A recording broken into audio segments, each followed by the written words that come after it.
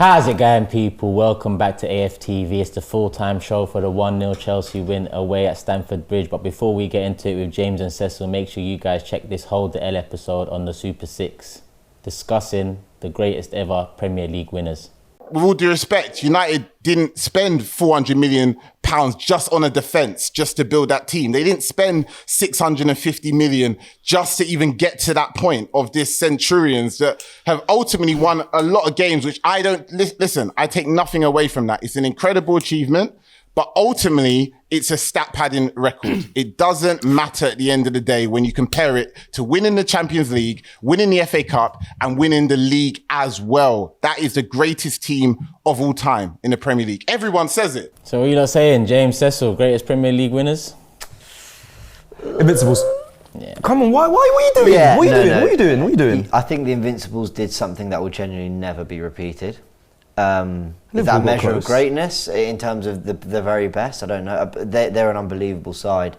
Can we dismiss Centurions for a sec? Do you want to dismiss them? I think it's... Listen, I'm going to go for Invincibles, but I think it's between Invincibles and treble winners. Yeah, fair. Yeah. What did you think? No, I do think the Invincibles, because I think there's an ease where to just talk about the one season and not look beyond. They won the FA Cup the year after, then the year after that got to the Champions League final. So it was sustained success. Invincibles. Yeah, Invincibles. I'm just trying to make a debate out of it, but no. I think what United achieved as well. But I think there might be another treble winner one day. I don't think there'll ever be Credit another to all Invincible. three, and to be honest, Chelsea's team of... What year was it? 04, 05? Yeah, I think they conceded a low amount. And hardly they any. conceded nothing. Yeah. they're in with a shout, but Invincibles are clear for me. And people don't want to give Klopp's Liverpool the credit, but back-to-back Champions League finals, they won one of them, and then a Premier League win. What was it, 97 points, then 98 points. I mean, unbelievable side as well. People were getting worried about Liverpool until this season, and I think everyone was happy that this season came, because it kind of not dismisses the last couple of years, but it puts it in the light in terms of what's next. It kept it to a normal cycle of 3 years and kind of, I mean, if they'd gone beyond that. But anyway, some great sides. Where do Arsenal 2021 rank? Jeez From Louise. Invincibles to in-betweeners, I guess. Listen, none of those sides qualified for the Conference League, so I think you've got to take That's that. a record. You've got to. We're the first to do that. I mean, we actually haven't even done that yet. Yeah, I think you're jumping the gun even on that one. 100%. And I probably am. I always say this. I still use this in my cusses when fans get at me, like, we got the gold for the Invincibles. We got the gold Premier League trophy. Different. Different. Exactly. And I always keep saying it. As much as I'm holding on to the past, that's all man can hold on to right now, Bakar. It's going to be the European Conference Community League. Well, I don't know. We might not even make it, like you just said there. Might not even make that. Let's hope not.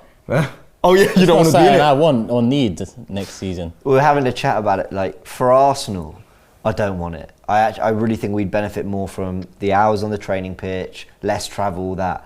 But from a fan's perspective, in terms of the away trips, it would be kind of fun. As fans, we love following our club around the world, watching them play against different clubs and going to different trips, and that would be enjoyable. But I think we're here to judge Arsenal, we're not here to talk about the well-being of the fan base. We're here to talk about the well-being of the club.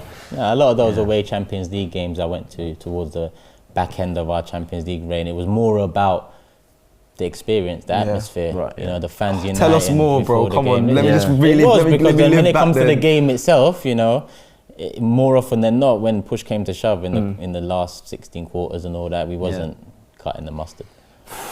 Distant memory now, boy. I know. Distant memory. We got a 1-0 Chelsea away win. We've done the double over them. I don't know if we get a cup for that, but I doubt it. I think we get one of those Twitter trophies. Oh, one of them ones. One of the Twitter points. That you'll hear about it all summer and it'll be just sort of they'll go by Haaland and then we'll say but we beat you twice. We did the double though. Happy? I am, because I said just before the game started, after I saw the 11 actually, the lineup, I was like, we're gonna win this. Swear. Come on, you saw me. We were there. No, but I was doing starting 11. Yeah, as soon as I saw the starting 11, I was I didn't see you when the starting 11 you was came up out. here, I was down. Yeah, so basically, I was like, it was the opposite up here. I was sweet. What? People didn't think. Even Lee Judges predicted a win before the game, but when the lineup came out, he thought Chelsea would go and do it. Cecil and Jason were downstairs going, do you know what? We're going to win this. I have a feeling. I didn't think we'd lose. I actually thought we'd we'd perform all right and draw. Actually, the opposite happened. We didn't really play very well. I remember we got a comment yesterday saying that we're playing a false right back. The right side was a little mad. It's mad to me because James has mentioned it before. There was 3 right backs on the bench, but none started. And I'm not saying any of those 3 are good enough long term, but I'd say it doesn't make sense to me. Like, James, if you can help me out here. Yeah, no, the start 11's coming up on your screen now. Yeah, you're right there, Turkish as well. Like, we didn't have the right side was a bit mad. But I felt confident in the rest of the players that were on the pitch. I think most of them been in good form, and they should be able to get the job done. That's why I felt confident, and I can't really predict a game until I know the starting 11. It's always that case. We do our starting 11. Even then, can you really? Well, you can be hopeful, and you can be infused to see of the players that are playing. You could have asked the viewers again to £10, and they wouldn't have got this. No, they never would have got this. No one would ever have come up with this. No way. Listen, I think after Saka's performance the other day, he just saw it as an opportunity to squeeze him in. I've got to be honest, I didn't like it at the time. I still don't like it. I think we won in spite of that tactical. I think more what Arteta got right here was the matching them 3-4-3. Me and you have been saying for a while, go to 3 at the back, get your best centre-backs in there. I think if I want to give Holding some credit, I think his best performances in Arsenal shirts have come in a back 3. You think the 2 FA Cup finals, I thought he was very good yesterday. I think he looks assured when, when you're a centre-back, actually any position, when you press, knowing there's cover behind you, you can commit to it, and then you see the best of what you can do. Yeah. When there's any slight hesitation in your kind of defensive duties, even in your attacking football, I'm talking defensively, it can really it can set you back a lot. And I think that then takes us to the Partey on any partnership, where I thought Partey was superb again because he was able to commit to the tackles, commit to the press, commit to the drives, the passes, knowing that there was a high energy, high stamina player, committed player now and any alongside him who could cover. And I think it brought the best out of those particular players. 100% agree. Partey and Elneny, I think they're an underrated partnership. We saw them against United as well. They bossed it, and this is the second time we're seeing it. And it actually infuriates me that Arteta hasn't gone with this more often. It really, really does annoy me because since they've been together, they've been playing really well. So on the flip side, I want to ask you guys, because you've given him, or I guess credit to someone or something for going back to the back 3. But doesn't it show, again, because I mentioned in my fan cam, that it shows more that Arteta is the wrong man? Because it seemed to me that although we debated that, and you are right, we discussed it, and even him moving from the back 3 initially was because of fan pressure, asking for Oba to be put up top and not wanting him on the left anymore because of the lack of creativity in the middle. Us moving from that 3 didn't change anything, if people remember, because we didn't have that creativity. It changed in January when Emile Smith-Rowe, Odegaard, Saka and them man came in. My thing with it is, how do you go from a couple semi-finals against Villarreal, a couple legs, completely different approaches, and then against Chelsea away, we see what we saw essentially last year against Man City in the FA Cup and Chelsea and in the latter stages. That's naivety for me. Even though it worked, surely he should be, if Arteta's going to be in the job, filling me with confidence of what he's trying to do. But that was like a curveball yesterday. Because he's got my thing is, he's got 3 right backs on the bench. He bought one of them. He also kept one of them last summer who wanted to leave, Bellerin, and he bought Chambers back, and Chambers done well enough. Now, I'm not saying we've got an out-and-out right back there, but it's like you've got all your right backs fit, and you've got Kieran Tierney fit. So all your full-back choices are fit. Your choices of full-back are fit. You've yet again now abandoned that for a sec and then done something a bit different, which, yes, it worked. And yes, it might be the way to go forward, but 18 months, you've gone back into a 5th, 6th formation or a different philosophy approach? Yeah, I'm looking more, James might be able to answer from the manager perspective, I'm looking more at the players that since we've gone out of the Europa League, they've just played with, like they have no pressure, which they don't really, and that's increased the performances, and he's getting it right because of the pressure's gone. We've got 3 Premier League wins on the bounce now, and that wasn't happening before we was under all this pressure to get into the Europa or win our Europa League game. So I think I'm looking more at the players than the manager. Yeah, you're right in what you're saying. I don't think he knows his strongest 11. Yeah, like my worry is we could sit here and if I asked and you asked me, what do you think the formation will be going into next season? I think there'll be a debate. They would. But there shouldn't be. I don't think a year and a half of Thomas Tuchel or a Pep or a Klopp or a Mourinho or a Pochettino, you'd know what he wants. If it's not working with the current crop of players, you'd at least know what he wants. Yeah. Is this a worrying sign at all? Or am I just looking? I'll be too really much into honest. I disagree, because if he'd played what was his philosophy and his way, and we lost, we wouldn't be any happier than we are today. You know, we'd all be really disappointed. He went with something. He found a way to win. It was really ugly. We'll talk about whether it was at all earned or not, or whether it was just pure luck, because Thomas Tuchel had quite a lot to say about it. Listen, he found a way. I've got to say, I'm at that point with this season where if he's going to go and we're going to replace him, then cool. I think we've got to that stage. I think it's time to look at a new manager. But if he's in the job, I want him to win the games, and he found a way to win. He found a way to stifle a Chelsea side who have been pretty imperious since Thomas Tuchel came in. Yeah, they have. Yeah. Very few sides have taken anything. City have lost 2 on the bounce to them, and have him in the Champions League final. So he found a way. Do I like the Saka right back? No. Do I think he knows what his best team is? No.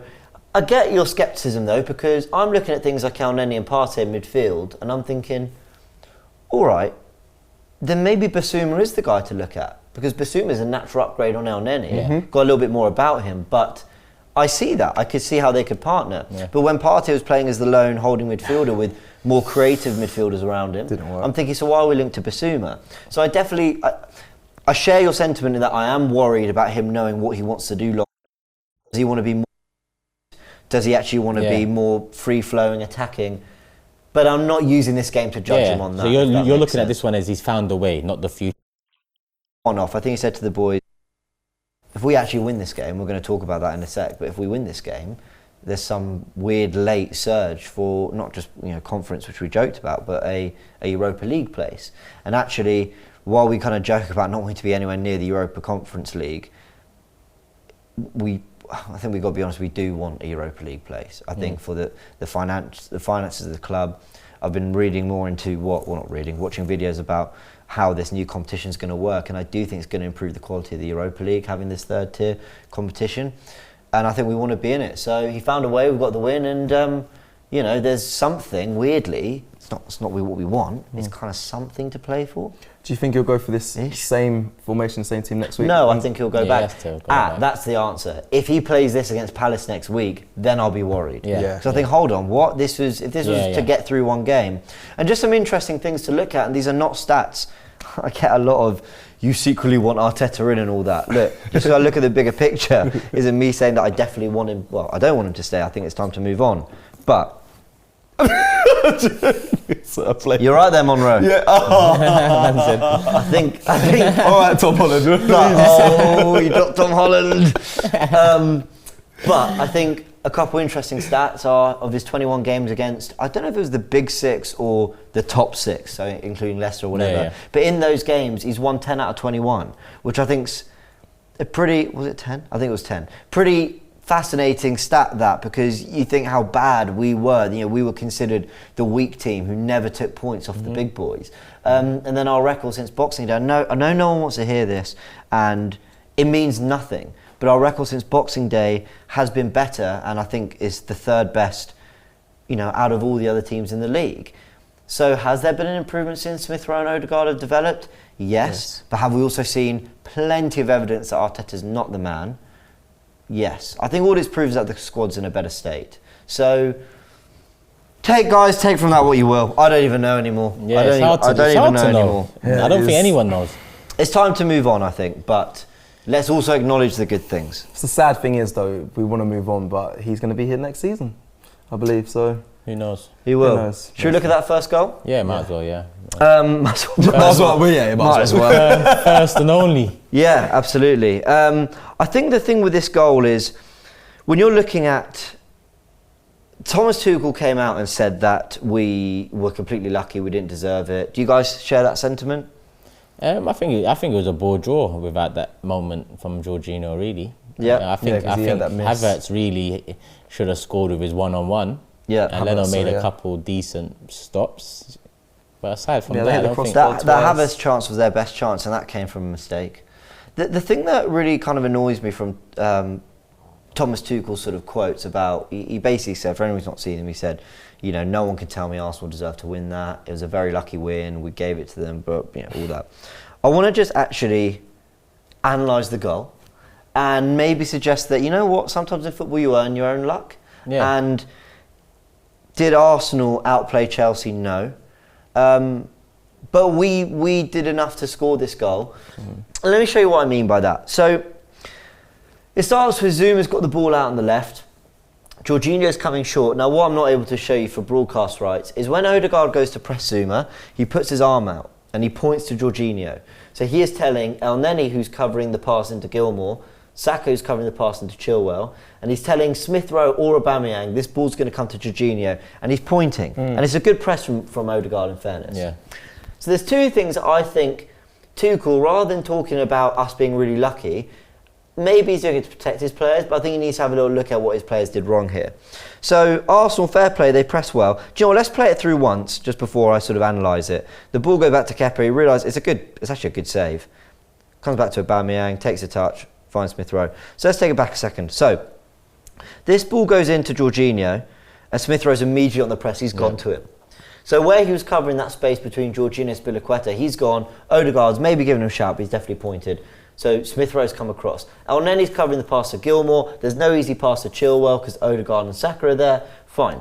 So at this point, just to wade into the Chelsea debate, they're wondering whether it's Jorginho's fault or Kepa's fault. Jorginho. It's all Jorginho. Yeah. A lot of people were saying, why is Kepa leaving his goal like that? I think Kepa's made a really good run. He's worked into space that Jorginho can play a really nice, easy slip pass into it. Yeah. Whether it was a communication issue, I don't know. Can I jump in just quickly on that? Thomas Tuchel, that's annoyed me that his quotes, if I'm honest, and because he needs to look at the quality of his players. Jorginho also, we haven't got the rights to show you. Wish we did, but he didn't check where the keeper was before he received the ball. He didn't even look. He just blind passed, which in any level you can't do that. So it is heavily on Jorginho. So 100% agree. For with me, that. Kepa's if Kepa stays where he is, and Jorginho doesn't get that pass right, you could argue that Aubameyang might be there to intercept. Yeah. It'll put more pressure on Kepa if he received the ball there, if he stayed in goal. Right. Kepa done the right thing actually in going into the space, because look, he's made the triangle there anyway. Yeah. So even if it came to Kepa there, then he's got the option to go back to Jorginho, to Zuma or Long. I completely agree. So I think it's in Jorginho. But this is where I talk about earning your luck. So there's two stages to this. First, a really good press from Arsenal. Credit them. They went to chase them down. Once we got the goal, we didn't need to, in fairness, but they went to chase them down. When this pass goes back, let me just take that back a second actually to here. So this pass goes back. I've done this really deliberately. I know I'm not showing broadcast footage here. Go have a look at it, guys. You can find it on YouTube. The reaction of the Arsenal players to the Chelsea players are standing there like it's a goal. The Arsenal players are chasing it because they realise there might be a second phase. Yeah. It comes out, and Smith Rowe and Aubameyang get straight into the box. Thiago Silva and Jorginho are reactive, whereas our players are proactive, and they go, oh, Kepa's kept it in. All right, I'll get back now. Yeah. That means that Aubameyang's got the time to take a touch, open up, find Smith Rowe, and Jorginho gets nowhere near him. And as you see, Thiago Silva comes in. It's a really clever run from Smith Rowe. He knows to check back and make that angle for him. And he just tucks it away. But Jorginho never gets near him. Yeah. So when I talk about being frustrated by Tuchel's comments, firstly, we defended really well. Did we show great intent and play good football? I think at times we showed some sustained possession, but no, we didn't play well. Let's be honest, there was a lot of luck in this win. But you've got to acknowledge earning luck in football, because let's face it, Chelsea haven't been beautiful to watch since Tuchel came over. Yeah. They've done a lot of hard defending, half graft, just back five, low block. And in this situation, Arsenal pressed well, and then they were proactive and got into the box where their players were sleeping. And I think it's very easy to just be critical and say, I was really lucky. You earn your luck, and then you defend well. That was a good press. It's enough for a win. And there you go. Essentially, that's what a press is for, to do exactly that. Exactly. You're on the front foot, you press all the way back to the keeper to the point where he needs to either hit it long or that happens because of moment. It's nice to see Arsenal press together. We've seen a lot with Martinelli when he comes on, just pressing individually and in Odegaard's bits. massive to it as well, because Odegaard actually leads the press very well. He does. I think he needs credit for that. As much as we have lauded his creativity and his touch and his culture on the ball and whatnot, I think that's a big thing of his. And Aubameyang worked hard, I thought. He came off disappointed, but I was actually quite happy to see a lot of the timeline saying, he didn't have the vintage Aubameyang performance, but for what Arsenal had to do today, I thought he worked quite hard, and I was quite happy with him. Look, Tuchel came as quite a divisive figure. A lot of people weren't sure where they stood with him. And when he came into the country, actually, he hit it off really well. But actually, he's been great in the media. I've really enjoyed his sort of touchline reactions when Werner misses a chance. And I think he's spoken really well in the media. And I've liked him. I also like his Chelsea team in terms of the way they play. Quite efficient. He's found a way. But I really took exception to what he was saying yesterday about everyone's saying Arsenal didn't deserve it. Let's be honest, a lot of points are won doing what Arsenal did. Yeah, you don't always deserve it. Let's give some credit where it's due. We've had a terrible season, but let's not pretend that Arsenal didn't work really hard. And he needs to answer, did Chelsea do enough? Fair enough. I don't think they did. No, I thought Chelsea completely so. lacked quality on the day. They created chances. You expect that from a team that's assembled with £350 million worth of talent, or whatever it is. It's only 300 million. All right. Point is, a lot of money. You expect a bit more from them, and I thought we did all right. Yeah. Right. So another big story of the day was Arteta's post-match, interview after the game. Now we're going to look at what he said after the match, and then we're going to go into what he said in this week on the game. So starting with, what has been put on you? This is what the interviewer asked him. He said, what has been put on you? And was this the Sky Sports post-match, right? Yeah, that's where I thought I saw this. Yeah, right, yeah. okay. So straight after the game, he spoke with Sky and he said, what has been put on you? Arteta says, something I didn't say. This is him referring to what was said in the week on Sky as well. He said, I said, if I don't get 120% out of each player, it's my fault and my responsibility. And it wasn't like this on the press. I am so annoyed with that. And then the interviewer goes on to say, these players give you everything, ? Do these players give you everything? He says, my players, I will defend them in front of anybody for the rest of the time I'm here because they deserve that. He was very annoyed. Very annoyed. A lot of angles to this. So what was actually said? Okay, so let's go back to what was actually said. In the week before the match, in a press conference, which I couldn't find the actual transcript on Arsenal website, which I believe they didn't upload it. I think might have been in the I think it might have Sky. been something for the press, maybe. Yeah. I think it might have been embargoed content. Correct. So this is what was said. Do you feel the players have given their maximum? Now this is word for word his response, okay? With the majority of them, yes. I'll try to do the accent, got trying it. And then the interviewer says, not all of them. He says no. How do you go around changing that? Challenging them again, putting someone next to them to push them again. Some of them can get to a certain level and you cannot push them any further. Are you putting an accent I'm on? trying. No, just... See, it's like he's going in and out of it. Do you know what it sounds like? It sounds like you're speaking your own accent, but you just lived in Madrid for a couple of years. Oh, so do you know when a little bit of twang comes through, but it's not like... We're trying. No, don't try. Give up. Just read it. Okay, so we're going to go back. So he says, some of them can get to a certain level and you cannot push them any further. You want to evolve that. It is not possible. That's very clear, man. Very clear. Word for word, that is what he said. And that would annoy me as a player hearing that. Get to a certain level and you can't push me any further. There's two sides to this. Here we go. From the Arteta You know you're going to get the sympathiser. comments, saying... I know, Here we I go. know. All right, cool. Bring it on. No, please don't bring it on. I really don't want the hate. So, his issue was, in that question, do you feel the players have given their maximum? Mm-hmm. There was a question before that where he was asked, do you feel you've got the most out of the players? And I think what he's saying, and credit Arseblog who spotted this as well, you can check out Arseblog on AFTV VIP, spoke to Robbie, he believes that the bit where he's saying, with the majority of them, yes, not all of, when he's asked not all of them, no, he's answering whether he's got the most out of those players. And I actually believe that. I agree with you on that. But okay, here we go. The next bit you're right is that's very clear for me because we heard it downstairs as well when we talked about it. When he talks about challenging them by putting someone next to them, pushing them, he's clearly talking about strengthening the squad. Some of them get to a certain level, you cannot push any further.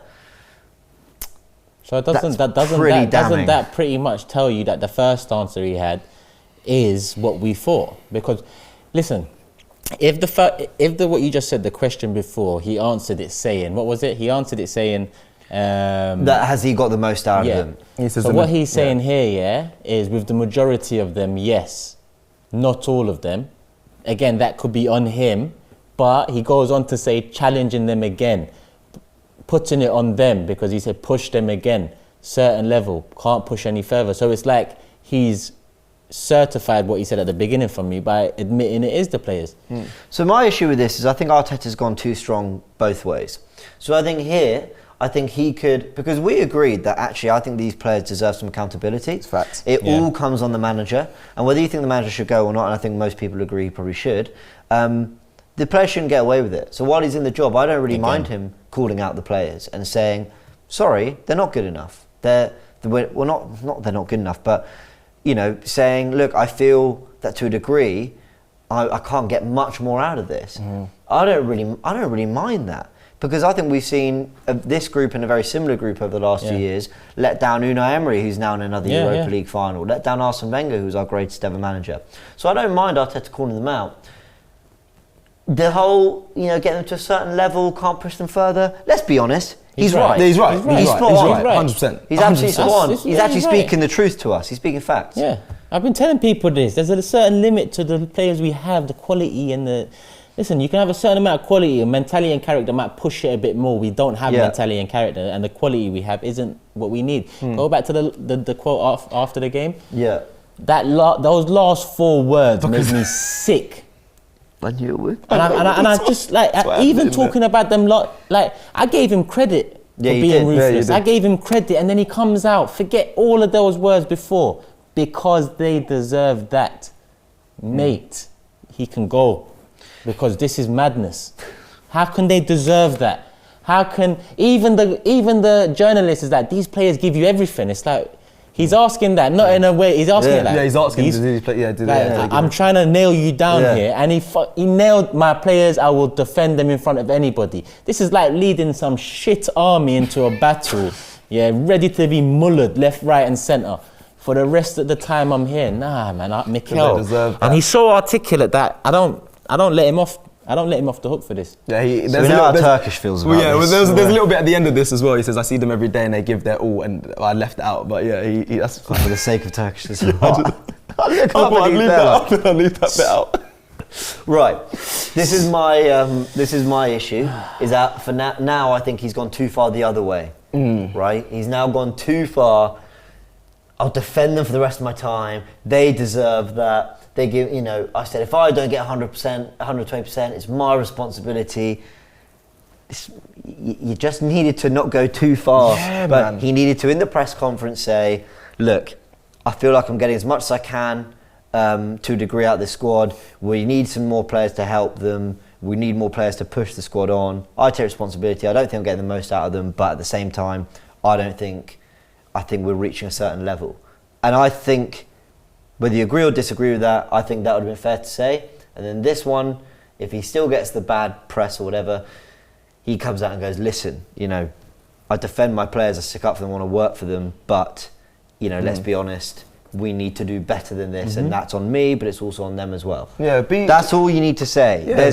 And actually, what I pride ourselves on this show in particular, when we analyse games, win, lose or draw, I do think we're good at looking at the bigger picture and saying, the 11 was shocking, but you know what? Kroenke didn't give him a backup left back. But you know what? Cedric was fit, and that's his science. That's on him. But you know what? Those players were still good enough to win the game, and that is, I think, how he should be approaching these as well, looking at the collective. And you know what? Stick up for yourself a little bit. Exactly. Stick up for yourself. Yeah.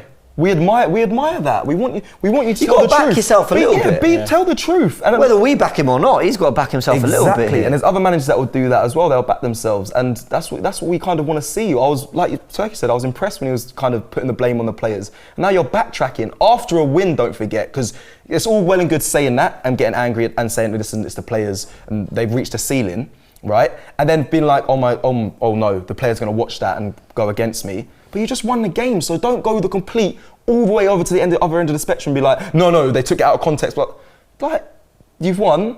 Yes, you might have said things might have been misconstrued a little bit, but just approach it that way. Not, I don't. That's best thing you could have done. People context. make mistakes. Best thing you could have done after that first set of quotes is come out yesterday and said, listen, I don't want to go into it, but there are some comments that have been taken out of context. I spoke to the players. They know where I stand.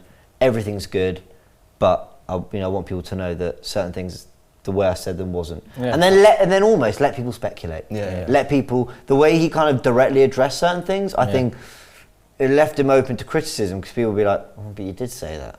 So I don't. But I've got a question for you guys before we go into man of the match. Do you think Arsenal are unfairly represented unfairly covered in the media at times? Because I think he was kind of alluding to that. So I think worth asking that question. We have been in the past, I think. I think in the past, instead of talking about the reality of Arsenal's situation, pundits and journalists and commentators would laugh and joke and banter and talk down about Arsenal, talk about our soft centre, talk about how easy we are to like bully off the ball and this and that, without ever talking about why.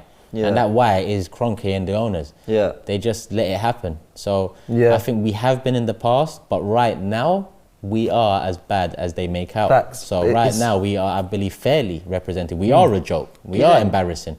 So that is how we're represented. I think over that time they was complicit in aiding to where we are now, in terms of how we're looked at. Yes, we're a big brand and a big name, but we're also not up there with the others like we used to be. That's why. I agree with Turkish there. I think the deterioration has led to the media making us targets. The deterioration of the club. We're a big club, but we're not proving it. So you're open for more criticism. And I also feel like we bring it on ourselves sometimes. Remember, like when there was moles in the club, and there's things coming out and stories, and we don't help ourselves coming from players within the camp. Like, for me, I think it's just where we are at the moment. I think it is. I do think the coverage of Arsenal, the goalposts have always been moved to kind of make it suit a certain narrative. So whether it's that Arsenal fans treated Wenger terribly, but if these people who are saying that, look back at all your coverage of Arsene Wenger over 2010 to 2018. You all thought he was in decline. You all laughed at him. You all thought he was a joke. You all laughed at the fact we didn't spend money, had no ambition, and that top four was good enough. What are we being judged for now? Not getting in the top four. Yeah, exactly. Like, I do think the goalposts are moved. Suddenly Arsenal fans, now they want to keep, the ones who want to keep Arteta, they want to keep him, they've got no ambition. But we had ambition, which is why we wanted to move on from Wenger. We saw the rest of football moving on and we weren't. So I do think the goalposts are slightly moved for Arsenal. But the one thing I would say is, while it's interesting to talk about it because Arteta seems to be alluding to that, what I think is interesting is, I'm going to give a terrible analogy. If your bedroom is an absolute state, and your mate comes round and he leaves a packet, an empty packet of crisps on the floor, and you get angry about it, it's like, that's not right. But you kind of invite it on yourself, right? Because you're telling people it's a dump. And I think it's a little bit like that for me. I don't think the coverage around Arsenal is always fair. I do think they know that Arsenal fans have a tendency to bite. And, we're probably the most frustrated fan base in the country. We're the furthest from where we want to be. We've gone through the kind of most transition and turmoil the last few years. Even if you go, even with the FA Cup wins, you've got to go back to 2007, 8. Even really since the Champions League final, you've got to go that far to a point where Arsenal were somewhat achieving what was expected of them as a club, and the goalposts have moved every year and the standards have lowered, and so we've got more frustrated.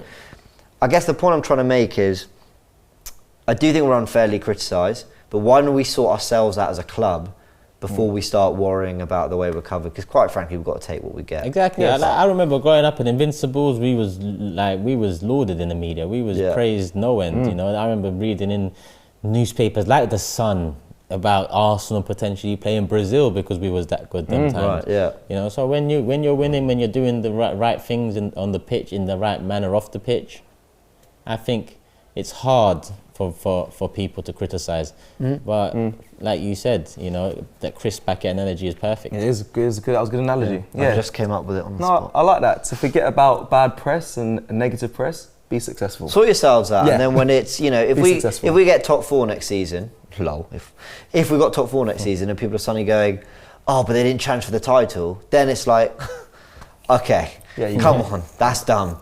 But I think with where we are, we've got to take it on the chin. But I've heard some stuff about Arsenal. Still a big club, still more FA Cups than any other team, still more league titles than most other clubs in the country.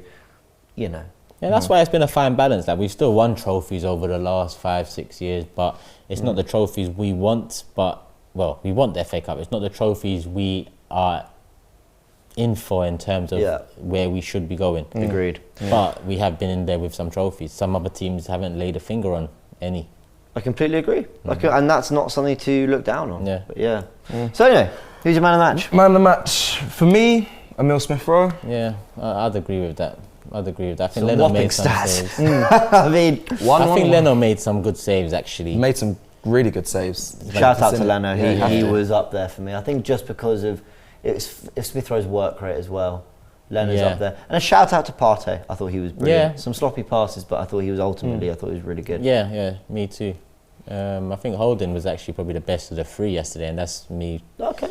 Me being fair, I think Mari nearly cost us a goal, and Gabriel nearly cost us a couple of penalties. Another day, you know. But Holding all round, I think he was the best defender. But I think man of the match, the guy who got the goal. Yeah, Emil Smith Rowe. Yeah, nearly scuffed it, but we'll move past that. Yeah. But no, look, I'm really happy for him. And the thing I like about him and Saka is when they kind of broke through as youngsters. I'll be honest, I kind of didn't see it immediately. I thought they look good, they're clearly talented. Yeah, I'm sure they'll have some future at Arsenal. They didn't get me the way Fabregas did or other youngsters. I'll be honest, even Jack Wilshere. I mean, you watch him, you thought, oh my word, this kid.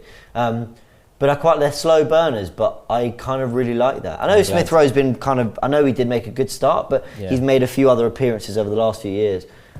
And I really like what I'm seeing. They seem to be growing and developing so nicely into this team. No, I'm glad because we've been let down in the past by building ourselves up. Because I remember even growing up, Lupoli, that was a young Italian striker we had, and apparently he was meant to be the next best thing. Like you said, Fabregas, he was one of the next best things. Wilshere, unfortunately, wasn't. Zelalem in the past few years, apparently all of a sudden he's not in. So the way you could even say Bellerin. and I know he came from Barcelona. He was 13, yeah. You know, it's not. He came kind of made a flying start, Yeah. and you know, a few injuries to be fair, but it's not really happened. So. Yeah, I quite like this kind of slow under the burner radar thing. It's happening, but it's not really in the public eye. I think that works better for the players. Like you can even give the example about Chuba as well. He was spoken to be the next big striker, and they just kind of fell under the waistline. So yeah, big up Smith Rowe. But again, the youngsters will prove to you their passion and dedication towards the end of the season over the rest of the players, and it's been proven in every game so far. That's 3 Premier League wins, like I said earlier, on the bounce. So let's hope we can continue the form to the end of the season, whether it means anything or not. That's a nice, Turkish not. I don't know if he was I'm trying to build, just get, I like to see Turkish smile, a bit of positivity towards the end. Yeah, I'm smiling because of you, man. This is funny, but when we talk about this, it's very hard to smile. I hear that. But we hope for the best. What can we do? Hey, it's a ray of sunshine in a very dark season, these youngsters, I think it's fair to say. And Danielek as well. Hey, if that happens. So, let's hope. Fingers crossed. Ek in, Kroenke out, sell Arsenal as always, people. This has been full time for Chelsea. 1-0 win, double over Chelsea, trophy in the cabinet. People, make sure you leave us the comments in the thoughts section below. And then, we'll be back next time for the warm-up. So bad. No.